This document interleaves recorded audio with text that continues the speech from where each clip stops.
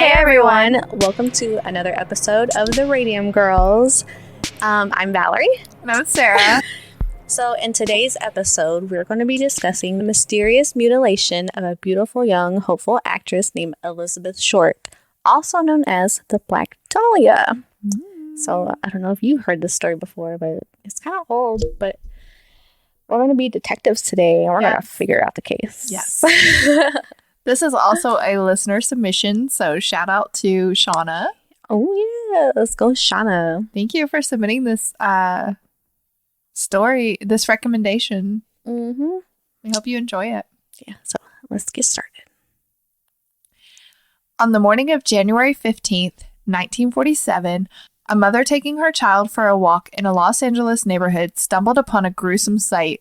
The body of a young, naked woman sliced clean in half at the waist. The body was just a few feet from the sidewalk and posed in such a way that the mother reportedly thought it was a mannequin at first glance. Despite the extensive mutilation and cuts on the body, there wasn't a drop of blood at the scene. A vampire got her. Ooh. Just kidding. Some of her organs, such as her intestines, had been removed and neatly placed underneath her butt. Oh my... I know. Wow, I know, right? That was nasty. Pieces of flesh had been cut away from her thighs and her breasts. Oh. It's tragic. I know. I know, right? I know. Get down. Get down. You go cover your ears. Go. Y'all shouldn't be listening. Y'all are too young. He's 28 in dog years. But he's still a puppy. Yeah. You thought that was funny. Her stomach was full of feces, leading some to believe that she'd been forced to eat them before she was killed. Oh, my God. Oh. I wonder if it was hers or like somebody else's. That's so terrible. Investigate. The most chilling mutilations, however, were the lacerations on her face. The killer had sliced each side of her face from the corners of her mouth to her ears, creating what's known as the Glasgow smile. Since her body had already been washed clean, Los Angeles Police Department detectives concluded that she must have been killed elsewhere before being dumped in Leimert Park. I would have concluded that too. Yeah. No blood here. Yeah. Right? Near her body, detectives noted a heel print and a cement sack. What is a cement sack? Like a sack of dry cement, like before you mix it with water. Okay. With traces of blood that had presumably been used to transport her body to the vacant lot. The ensuing investigation was led by the LA Police Department. The FBI was asked to help, and they quickly identified the body in just 56 minutes after getting blurred fingerprints via sound photo, a primitive fax machine used by news services from Los Angeles. Interesting. Mm-hmm. They did that kind of fast. 56 minutes? Ooh. In 1947. Right? That's really fast. What the hell? Yeah. The young woman turned out to be a 22-year-old Hollywood hopeful named Elizabeth Short. As the media learned more about Elizabeth Short's history, they began to brand her as a sexual deviant. Of course they did. Of course they did. Course. She was found naked. Mm-hmm. And she's beautiful. Yeah. One police report read, this victim knew at least 50 men at the time of her death, and at least 25 men had been seen with her in the 60 days preceding her death. She was known as a teaser of men. Oh my God, she knew 50 men. Right? Wow. Look, I mean, she's trying to be an actress, you know? And she's in LA. Like, yeah, there's men everywhere. People. And you gotta know people. You gotta know people. So she was known as a teaser of men, which is probably a lie. She was just beautiful and had to turn down all these guys. And they're like, she's such a tease. And if she was a teaser of men, like, okay, men are pigs. Right? Let her do her. Let her do a thing. Leave her alone. I got you, girl. They gave Short the nickname the Black Dahlia due to her reported preference for wearing a lot of sheer black clothing. Sounds like me. This was a reference to the movie The Blue Dahlia, which was out at the time. Some people spread the false rumor that Short was a prostitute, while others basically claimed that she liked to tease men because she was a lesbian. Wow. This sounds like a man problem. Right. I'm gonna be a man hater again. Oops. That's funny. It gets me like that. Short's prints actually appeared twice in the FBI's massive collection. First, she had applied for a job as a clerk at the commissary of the Army's Camp Cook in California in January 1943. Second, she had been arrested by the Santa Barbara police for underage drinking 7 months later. The Bureau also had her mugshot in its files and provided it to the press. In support of LA police, the FBI ran record checks on potential suspects and conducted interviews across the nation. Meanwhile, Elizabeth's mother, Phoebe Short, didn't learn of her daughter's death until reports from the LA Examiner called her pretending that Elizabeth had won a beauty contest. What? How fucked up is that? Why? Listen, they pumped her for all the details they could get on Elizabeth before revealing the terrible truth. What? How crooked can you be? Man, reporters are like ruthless, man. So horrible. Like, her daughter's dead. Like, you know her daughter is dead? You're just trying to get info on her? Oh my god. Just wow. Like, posing that she won a beauty contest. Like, I have no doubt that, like, she's beautiful. She was a very beautiful woman. We'll put a picture of her up, but like, come on, that's so cruel. I hope they're going to hell. My mom would murder them. For real. I would yes track them down and find out who they are, tell them how heartless they are, and she would take their heart out to the Los Angeles Examiner, find them, and then throw them off the roof. Just horrible. Oh my god. They told her that her daughter had been murdered and her corpse had been dismembered in unspeakable ways. There's no telling like what all they told her. Like, she was a tease and she probably was out being a prostitute. It's horrible. Shit. Emotional damage. Yes. Based on early suspicions that the murderer may have had skills in dissection because the body was so cleanly cut, agents were also asked to check out a group of students at the University of Southern California Medical School. On January 21st, about a week after the body was found, the examiner received a call from a person claiming to be the murderer who said he would be sending Short's belongings in the mail as proof of his claim. He just wants the fame. He just wants to be, like, you know. Don't they all? Till you get caught. Well, it's horrible. I guess I didn't know. Well, it is the 1940s, so... Yeah.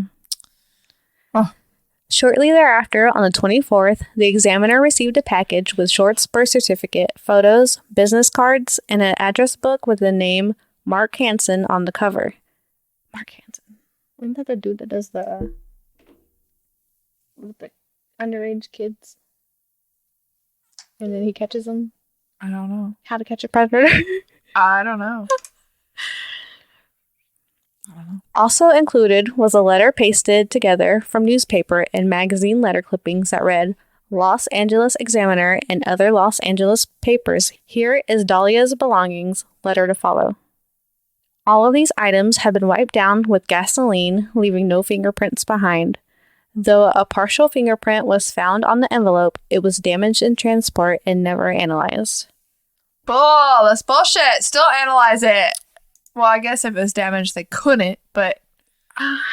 on the envelope, I feel like that would be hard. Yeah. Like, so many people probably touch that. But I mean, you could probably write them off anyway, though, you know? On January 26, another letter arrived. This handwritten note read, Here it is, turning in Wednesday, January 29th, 10 a.m., had my fun at police. Black Dahlia Avenger.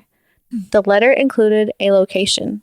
Police waited at the appointed time and place, but the author never showed. Of course not. No. They're just doing this to laugh. Wasting y'all's money. Afterward, the alleged killer sent a note made of letters cut and pasted from magazines to the examiner that said, Have changed my mind. You would not give me a square deal. Dahlia's killing was justified. Crazy. I don't think it was justified. No. Yeah, again, everything sent by the person had been wiped clean with gasoline, so investigators couldn't lift any fingerprints from the evidence. At one point, the LAPD had 750 investigators on the case and interviewed more than 150 potential subjects linked to the Black Dahlia killing. Officers heard more than 60 confessions during the initial investigation, but none of them were considered legitimate. Why? I don't know. People... Like, why would you... 60 confessions being so proud. Oh, I killed the Black Dahlia. Yeah, I killed her. That's sad when you have to, like, have so many you have to prove that they didn't, you know? Yeah, like, seriously. What the hell? But get this. Since then, there have been more than 500 confessions, none of which have led anyone to being charged. I did it. I did it. It's 502. 502, yeah. Even though it took place in 1947, we're time travelers. No, don't believe us. Don't take us back. Don't come get us. No, just kidding. But that's so fucking bizarre. Like, why would 500 people or 560 people confess to this murder? What do they get out of that? Do they just want to confess because she was beautiful? I think they just want, like, some spotlight, but why? Their 15 minutes of fame. Yes, why? It's crazy. People are freaking crazy. Mm-hmm. As time went on and the case went cold, many people assumed that the Black Dahlia murder was a date gone wrong, or that Short had run into a sinister stranger late at night while walking alone. After over 70 years, the Black Dahlia murder case remains open. But in recent years, a couple of intriguing and chilling theories have emerged. Shortly after his father's death in 1999, a now retired LAPD detective, Steve Hodel, was going through his dad's belongings when he noticed two photos of a woman who bore a striking resemblance to Elizabeth. Oh. It gets better. Detective. You know what? Then police be corrupt. Mm-hmm. But I mean, if he was a detective, then it kind of would make sense. Maybe he would have these pictures. What if he was working the case? Yeah, I ought to keep them. But it gets more bizarre. After discovering these haunting images, Hodel began using the skills he gained as a policeman to investigate his own deceased father. Hodel went through newspaper archives and witness interviews from the case, and even filed a Freedom of Information Act to obtain FBI files on the Black Dahlia murder. I didn't know you could do that. I actually learned that from that one girl I watched, the redhead. Oh, yeah. I don't know her name. You like? She wears glasses? Yeah. Yeah. He also had a handwriting expert compare samples of his father's writing to the writing on some of the notes sent to the press from the alleged killer. The analysis found a strong possibility that his father's handwriting matched, but the results were not conclusive. Crazy. That is crazy. On the grislier side, the Black Dahlia crime scene photo showed that Short's body had been cut in a manner consistent with a hemicorporectomy. Hemicorporectomy. Cut in a manner consistent with a hemicorporectomy. No. With a hemicorporectomy. Hemicorporectomy. Parectomy. Hemicorporectomy. Yes. A medical procedure that slices the body beneath the lumbar spine. Ouch. Yeah. Hodel's father had been a doctor who attended medical school when the procedure was being taught in the 1930s. It was your dad. That's crazy. It's so crazy. Additionally, I want to know what these photos were, though. Additionally, Hodel searched his father's archives at UCLA, finding a folder full of receipts for contracting work on his childhood home. I want to know what the photos look like. Like, were they just her posing, crime scene photos? Did it say? I don't know that this is her because her face isn't cut. Oh, yeah. Do you know what kind of photos he had, though? There's her. No. Not necessarily. No. Yeah. Her face. Let's put a smile on that face. Yes. And then we've got a smile on her face. In that folder, there was a receipt dated a few days before the murder for a large bag of concrete, the same size and brand as a concrete bag found near Elizabeth's body. Solved. You cannot tell me that's not evidence. Pretty clear evidence. We solved it. We solved it. It was his dad. Mm-hmm. He's dead now, so, we'll never know, but... By the time that Hodel began his investigation, many of the police officers who originally worked on the case were already dead. However, he carefully reconstructed conversations these officers had about the case. Eventually, Hodel compiled all of his evidence into a 2003 bestseller called Black Dahlia Avenger, The True Story. While fact-checking the book, LA Times columnist Steve Lopez requested official police files from the case and made an important discovery. Shortly after the murder, the LAPD had 6 main suspects, and George Hodel was on their list. Wow. It's crazy. In fact, he was such a serious suspect that his home was bugged in 1950 so the police could monitor his activities. Much of the audio was harmless, but one chilling exchange stuck out. 8:25 p.m., a woman screamed, and then a woman screamed again, and that it should be noted that the woman was not heard before the scream. Wow. That's crazy. Mm-hmm. Like, what? How was this not solved? What? It gets better. Listen. I mean, go. Yeah, whatever. Go. Later that day, George Hodel was overheard telling someone, "Realized there was nothing I could do, put a pillow over her head and cover her with a blanket. Get a taxi, expired 12:59. They thought there was something fishy. Anyway, now they may have figured it out. Killed her." Sounds pretty damning. Mm-hmm. Yeah. Yeah, he sounds like the dude. He continued, "Supposing I did kill the Black Dahlia. They couldn't prove it now. They can't talk to my secretary anymore because she's dead. He probably killed her too." Yeah. Isn't that a thing? Like a theory? Keep going. Oh, here we go. Even after the shocking revelation, which seems to support that George Hodel killed Short, and possibly also his secretary, the Black Dahlia case still hasn't been officially closed. However, this hasn't stopped Steve Hodel from investigating his father, as you should. Mm-hmm. He says he has found details from dozens of other murders that could possibly be connected to his father, implicating him not only as the Black Dahlia murderer, but as a deranged serial killer. Mm-hmm. Mm-hmm. Holy crap. If we have like a new serial killer, that's insane. Well, I mean, he's dead now, but I know, but like one that we don't know of. I mean, I'm sure there's plenty out there, but right. But this one's already like big from her. Yeah. Crazy. Hodel's research has even garnered some attention from law enforcement.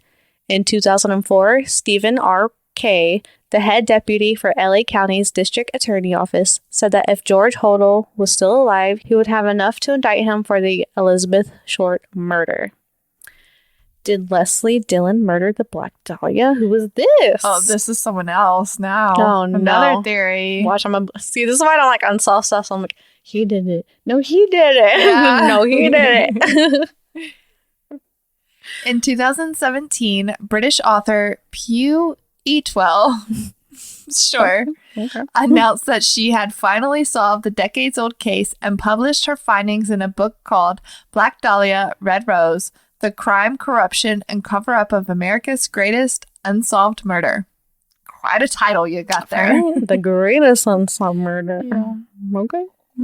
The real culprit, she claimed, was Leslie Dillon, a man who police briefly considered the primary suspect but ultimately let it go.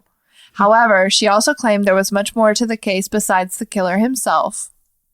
According to Eatwell, Dillon, who worked as a bellhop, murdered Short at the demand of Mark Hansen, a local nightclub and movie theater owner who worked with Dillon. Hansen was another suspect that had eventually been let go, and the owner of the address book that had been mailed to the Examiner. He later claimed that he gave the address book to Short as a gift. That seems plausible. Like, what part? That, like, they questioned him because that he was the owner of the address book that was mailed, to the examiner. Mm-hmm. But him saying that he gave it to her as a gift, well, whoever mailed all that crap to the examiner said they mailed her belongings. So they could have just done that maybe to try to put the blame on this Hansen guy, not knowing that, like, he gave it to her. I don't know. But that seems plausible. Elizabeth had reportedly stayed with Hansen a few nights, and he was one of the last people reported to have spoken with her before her death in a phone call on January 8th. Eatwell alleges that Hansen was infatuated with Elizabeth and came on to her, though she rebuffed his advances. Like all the other 40 men. Right. But I don't know. She's not convincing me yet. Nah, not convincing me yet don't either. Got that hard proof. Then he supposedly called on Leslie and Dylan to take care of her. Hansen, it seemed, knew Dylan was capable of murder, but didn't realize just how deranged he really was. Previously, Leslie Dillon had worked as a mortician's assistant where he could have potentially learned how to bleed a body dry. Now that makes more sense.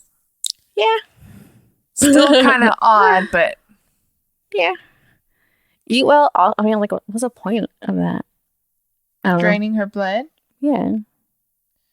Well, like, if he was a mortician's assistant, he could have killed her at the morgue and drained her body, like, drained her blood there so he didn't get blood anywhere else, like,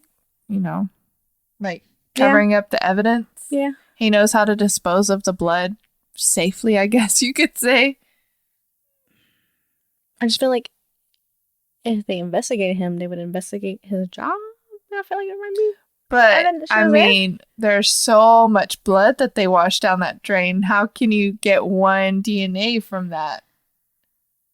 And all the chemicals they use? That's where it's like, you can't prove that she was there. Yeah, it's too much speculation.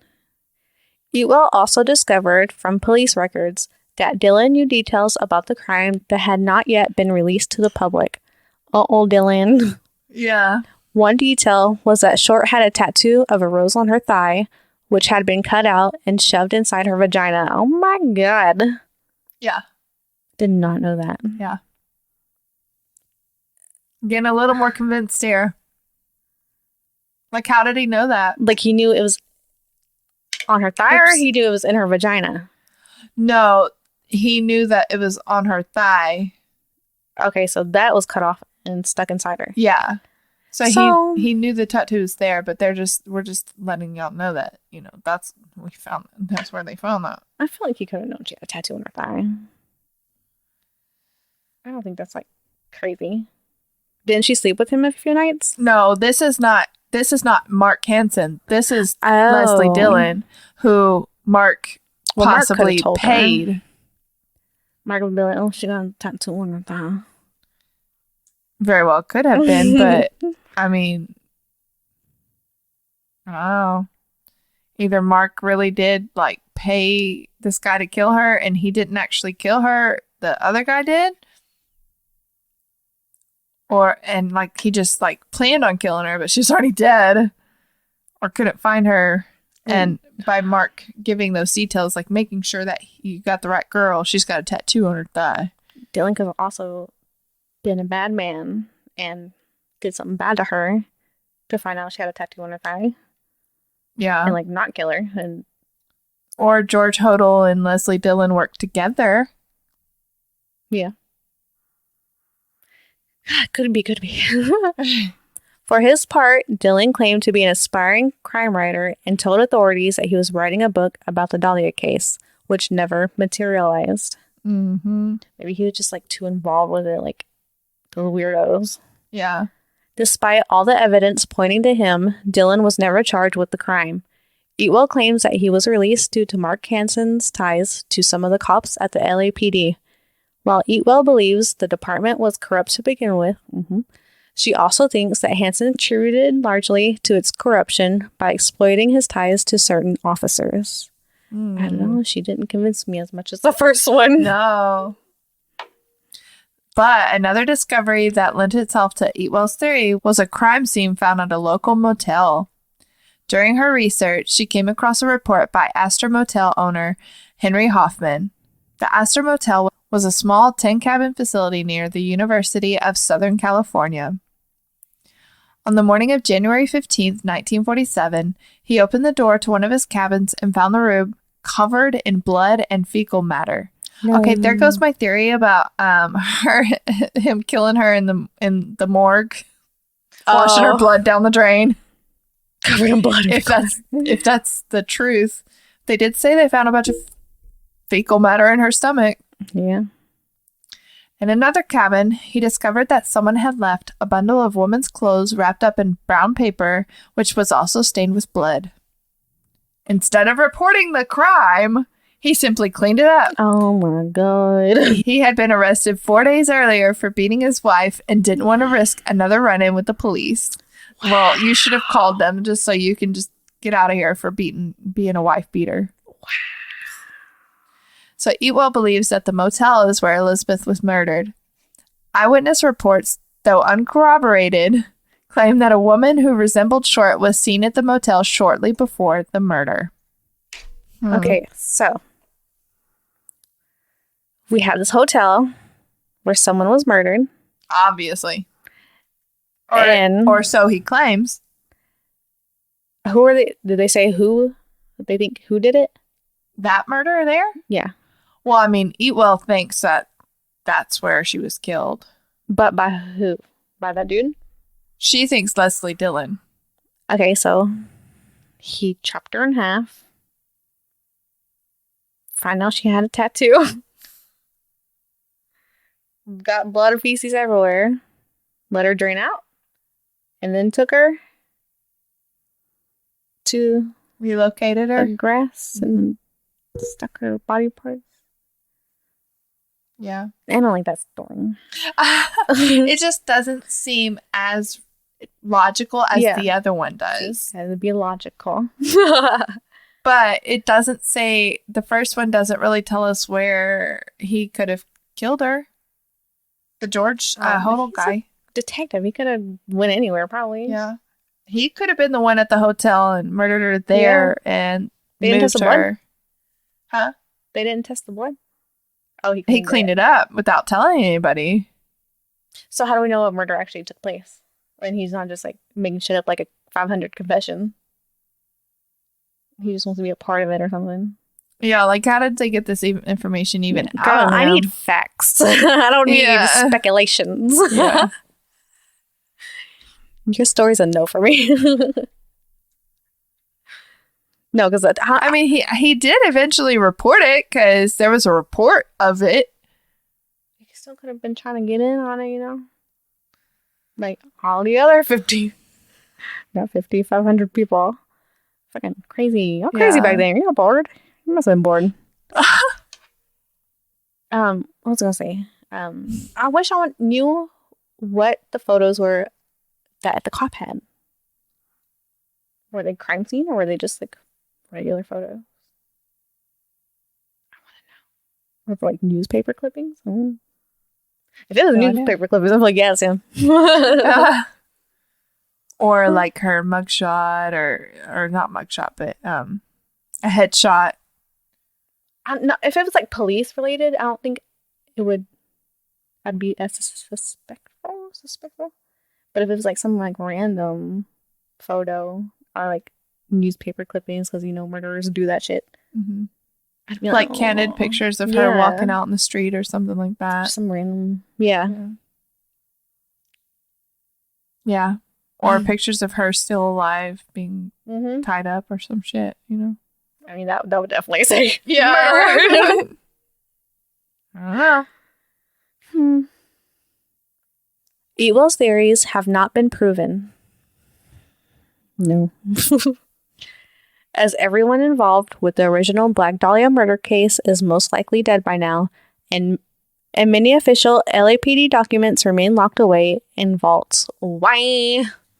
Release it. Everyone's dead. Come on. Yeah. However, Ewell remains confident in her findings. I'm not confident in your findings. And truly believes that she solved the mysterious and gruesome case of the Black Dahlia murder. I don't think so. I don't. There's like no solid proof in her story. No solid proof. No solid proof. No. Though we still don't know for certain who killed the Black Dahlia, these recent theories present compelling cases. And it's possible that the truth is still out there, just waiting for the right investigation to finally bring it to light. Well, we solved it. It was George Hodel. Yeah. It was definitely him. It had to be. There's too much. And like cops still now, but cops back in the day used to like murder people all the time and stuff. They still do. But yeah. I feel like they could get away with it more back in the day. But probably, yeah. I mean, like... Too much. He ordered the same bag of cement. The same, like... On the same day? Or the day before, I think. That's proof. Yeah. He was a doctor. Yes, and he went to school when they learned that technique. Yeah, I bet he thought it was thingy. so fascinating. And what'd you call it? The lumbar thingy. Oh. Yeah, and that, it's just so many fingers are pointing towards George Hodel for me. I think it was him, hands down. I really do. Just having pictures of him. What kind of pictures? I'm about to Google it. Yeah. I need to know. Huh? Are you Googling it? What's his name? George Hodel? Mm-hmm. Hold on. Hodel. If it was crime scene photos, that's not as surprising. But if that was if he was like a detective for forever and that was the only crime scene photos he had, maybe he took those pictures as like, what do you call it? Souvenir. Memorandum. And it wasn't truly crime scene photos. It was, he was in the scene. Like that's what he was, after he did his act. Steve Hodel has a whole website. I know what rabbit hole I'm going down later. Before I go to bed. I'm coming live to you with new evidence. What? So there's a picture here on stevehodel.com. He really believes it says that. So there was a black curly hair follicle found on Elizabeth Short's body during the autopsy. This follicle also can be seen inconsistent with George Hodel's black curly hair. Oh. It was him. It had to be. You can kind of see. Just like. Yeah. Yeah. They need to solve it already. That being that George Hodel photographed the victim. Wait, what? I guess like if this is her up here. Oh, it says he noticed 2 photos of a woman. So, I mean, that doesn't necessarily mean it was only 2 photos. True. That's true. Yeah. Could find more. So that was our story on the Black Dahlia. So do you agree with us? Do you think it was George Hodel, the dad? Y'all go down a rabbit hole just like I am tonight and let me know. Yeah. Yeah, I definitely think it was him. I don't think it was this Leslie guy hired by Mark Hansen. No, that was not enough. It doesn't seem near as logical. Yeah, there wasn't like any solid proof. Yeah, not really. I need without a reasonable doubt. Yeah. Hard proof, man. Hard proof. Yes. Well, we hope you enjoyed it and let us know what you think. Yeah, I didn't know all those details. Yeah. I had no idea. I still want to know what photos he had. I want to know whose fecal matter it was. Whose blood was in this hotel, maybe? If that even happened. If that's... Well, it said there was a report, but that don't mean nothing. But they cleaned it. Yeah, and you can't necessarily link it to the Black Dahlia murder. But they did say there were a couple witnesses that spotted her there a couple hours before. Was it her or someone that looked like her? Well, looked like her, a resemblance to her or something like that. So, I mean, it's very possible she had a very unique look. Yeah, but we know people's memories. You've seen like those videos of people like with memory. Like they walk by and what was that person wearing? And, oh, yeah. That's so true. Yeah. Those trip me up. Yeah. So I don't know. I don't trust people like that. Enough. Yeah. That's Helen. Because you show me a picture and be like, was she here? Like, oh, there was someone else kind of look like her. Yeah. She wasn't. Never know. Well, that's our story today. So thanks for listening. We do have a question for you guys. So, Valerie and our listeners, are you a good judge of character, and have you ever really gotten it wrong? I think right now, I'm a pretty good judge of character. Definitely gotten it wrong in the past. Yeah. Like befriending people that like definitely didn't need it. Yeah, I think everyone I have in my life right now is really good people's. And I don't have a large amount of people's. So I gotta keep my good people's close. Yeah. And I love them all. And I think they're good people's. Aww. I'm trying to think of like when I got it wrong. I was about to say, do you have any stories of when you thought somebody was good? Probably plenty of men's. Yeah. Plenty of women's too. Yeah. I don't know. It's just bad people and people that are mean and want the worst for you. Mm-hmm. But I'm trying to think. So if you want to. Okay. Yeah, I can tell you. I have some. I have. Okay. Yeah. So I do agree that now I think I'm a better judge of character, and I feel like I have a really good sense of like somebody's character. Mm. I always felt like I was a pretty good judge of character. However, there are 3 obvious instances where I got it wrong. Number 1, the most obvious instances, my previous relationship, if you even call it that. That was pretty obvious judge of character gone wrong. But I mean, I was young. Right. The other 2, maybe not so obvious, but they both worked at the spa that I used to work at. And the first one was this girl who I was a spa manager, so I was like hiring people and doing the interviews and stuff like that. So I had to have some sort of a judge of character on these people. Well, she was sent to me by my boss. Like my boss knew her mom, so she was sent there from my boss knowing her mom, whatever. So I'm already like, okay, she must be somewhat good because my boss knows her family or something like that. But I'll still do her interview and everything. And man, she killed it. She knocked it out of the park. Very professional, very like well spoken and everything. Like hit all the T's. And sorry, I got like my bangs are tickling my nose. I know you only listening people can't see that, but it's driving me crazy. Yeah, I see it. It's a long piece. Yes, it's driving me crazy. She knocked it out of the park. So, we went with her and hired her for the front desk, to say hi to the people when they come in and, check them out and stuff like that. Well, built a friendship with her. Like we never really hung out, maybe once or twice, but built a friendship with her, at least at the spa. Come to find out, she had stolen like $5,000 under the table from my boss. Dang. So freaking sly with it. Like she was ringing up gift cards, like taking people's money and then refunding it and taking the cash out of the register and pocketing it.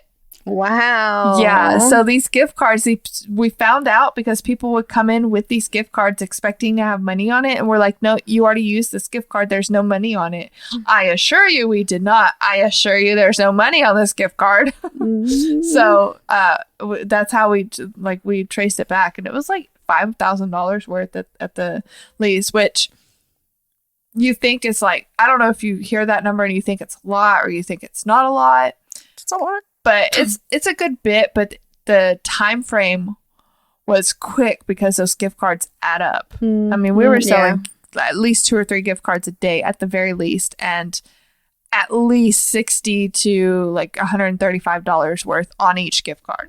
So that added up really quick. Yeah. So if we hadn't, I don't remember who caught it, but if they didn't catch it, there's no telling how much money. So that was a really bad judge of character. God dang it, this hair. And bad people are good with their words. Yes. This other judge of character never really stole. She didn't steal or nothing like that. But she was a bitch. But it's another girl I hired on the front desk, and I might have told you about her.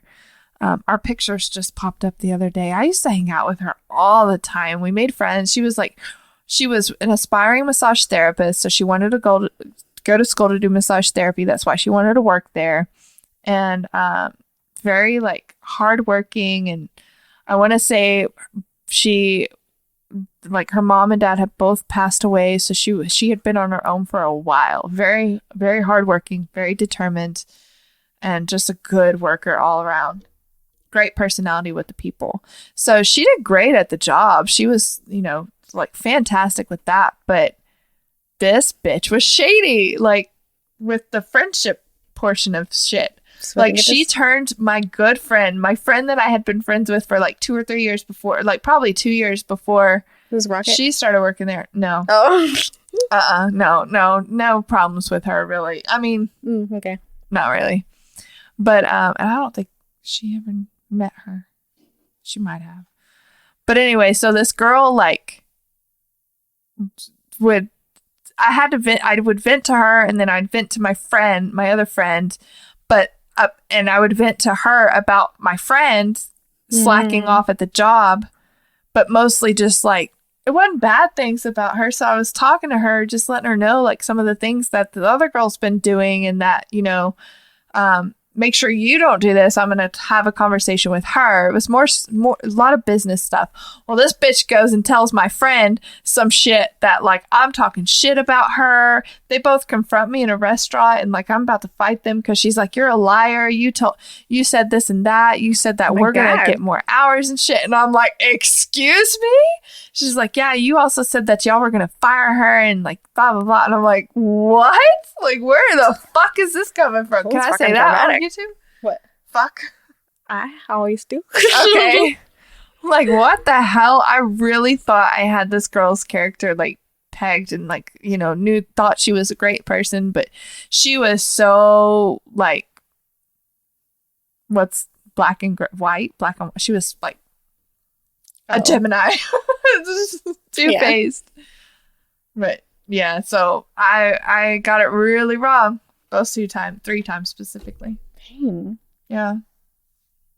I don't know if I've ever gotten something like, I don't know if I've ever befriended someone that like deceived me in like such a bad way. Unless I blocked it out.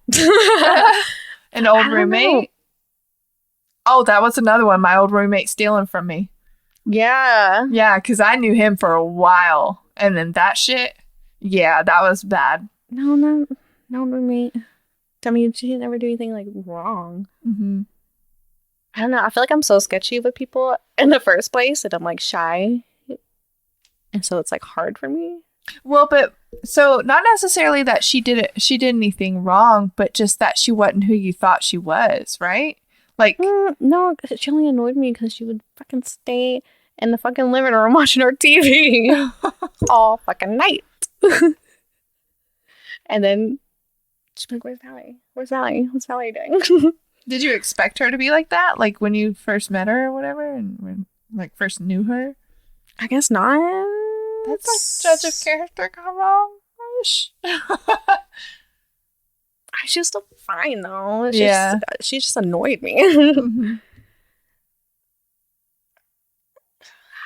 So it sounds like you're a better judge of character than me. I don't know. I'm already just like sketchy with people, so I don't know. Like the people who turned out bad, like I already kind of knew they were going to be like that. Like that's the good judge of character then. Yeah, like our old roommate in Phoenix, that fucking stalker bitch. Like I already knew she was fucking psycho. So yeah. Mm-hmm. Maybe you don't have any that I'm like where you really got it wrong. Just skeptical of everybody. Yeah, that's true. Yeah. And I got my good peoples around me. Mm-hmm. You're an Aries, though, so that makes sense. And I'm a freaking Cancer. We love everybody, so. Yeah. You trust everybody? You're going to be one of those people? Trust makes sense. No one. I give you all my trust first until you break it. Oh, I set myself up for failure. Oh, no. I mean, I probably do, too. Yeah. I don't know. Are you a good judge of character? Have you ever really gotten it wrong? Let us know in our comment section on our YouTube, or you can head over to our Facebook page, send us a message, drop us a comment on one of the posts. I'm just like, did I? Dang. Is anybody wrong with me? Like, I didn't know. Yeah, like blindsiding. Yeah. Blindsiding. I'm gonna have to think on that. I'll answer next time. Yeah. I don't know. Maybe you're just a good judge of character. So that first half you can say yes, and then that second half, no. I feel like I have got it wrong, though. I don't know. Maybe like petty shit back in the day. Yeah. At least it wasn't anything huge. I don't think in my adult life, though.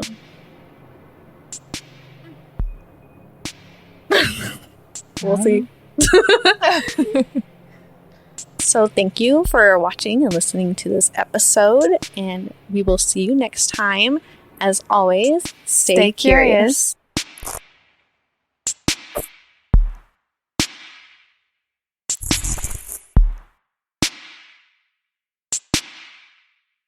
We're all smiling so big, and they cannot even see our meat. Our meat. Our meat. I was like, ugh. No, mouth. Let me see.